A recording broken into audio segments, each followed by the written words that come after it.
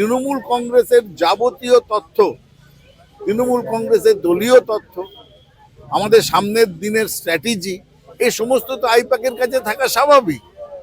সেইখানে গিয়ে নোটিফিকেশন ছাড়া 7 বছরের পুরনো মামলা, যার 3টে চার্জশিট জমা হয়ে গেছে, 30,000 পৃষ্ঠার চার্জশিট, গত 2-3 বছরে যে স্ক্যামের কোনো তদন্ত নতুন করে হয়নি, আজকে হঠাৎ সেইটাকে সামনে কুমির ছানার মতন দেখিয়ে সেখানে রেড করতে যাওয়ার অর্থটা কি? আসল তথ্যটা ওই তথ্য চুরি, ডাকাতি।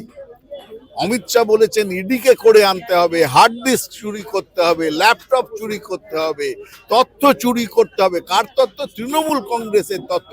কারণ আমরা পেরে উঠছি না, বিজেপি বলছে আমরা এদের সঙ্গে পেরে উঠছি না, তাই চুরি। বাংলা হান্টের আরো খবর দেখতে নজর রাখুন।